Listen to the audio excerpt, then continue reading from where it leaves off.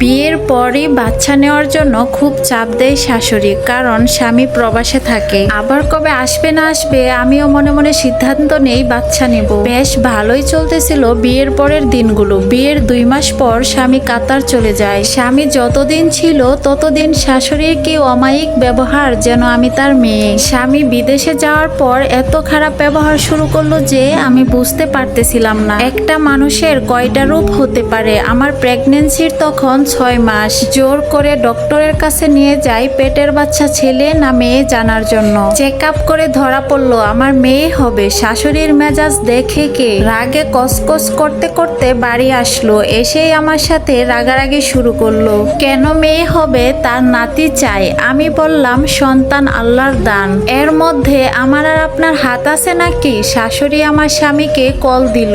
এর মধ্যে কাতারে অনেক রাত, সে ঘুমের ঘরে শুনে বলল মেয়ে হবে, এটা তো দোষের কিছু না। আমার সন্তান সে, প্রথমটা মেয়ে হলে পরেরটা না হয় ছেলে হবে। শাশুড়ি তো আরো রেগে গেল, একরকম হুমকি দিয়েই বলল এই বাচ্চা কেমনে দুনিয়াতে আসে আমিও দেখব। আমি আমার সন্তানকে নিয়ে কোনো রিস্ক নিতে চাইনি, তাই স্বামীর সাথে পরামর্শ করে বাপের বাড়ি চলে যাওয়ার সিদ্ধান্ত নেই। আমি তখন ব্যাগ গুছাচ্ছিলাম, সেই সময় শাশুড়ি এসে বলল বাদ দেও বৌমা, রাগের মাথায় কি সব বলেছি। নাতি বা নাতনি একটা হলেই হবে। আমার নিজের কানকেই বিশ্বাস করতে পারতেছিলাম না।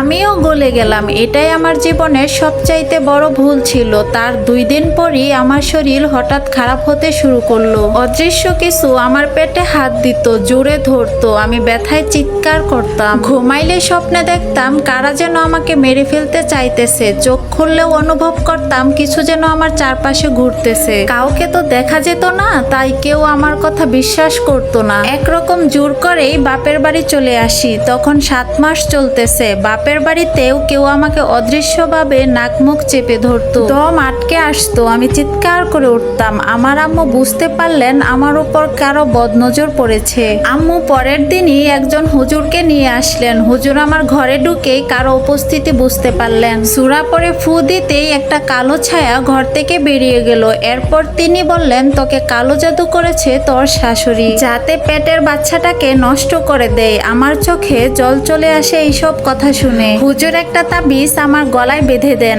আর বাড়ি বন্ধ করার জন্য মোম আর চন্দন কাঠ এনে বাড়ির চারপাশে রেখে দেন। তারপর 1 সপ্তাহ খুব ভালোই কাটতেছিল। আমার স্বামীকে বারবার বলতাম তুমি দেশে আসো, সে বুঝাতো এখন টাকার দরকার, দেশে আসলে চলবে না। কিন্তু সে কোনোভাবেই বিশ্বাস করতো না তার মা আমাকে কালো জাদু করেছে। 7 মাসের মাঝামাঝি সময় পেট অস্বাভাবিকভাবে ফুলতে থাকে। একটা গর্ভবতীর যেমন পেট থাকে তার চাইতে দ্বিগুণ বড় হয়ে যায় পেটটা। সবাই দেখে ভয় পেত, এই বুঝি পেটটা ফেটে যাবে। পেটের ভিতর বিশাল আকারের পায়ের নড়াচড়া দেখা যেত।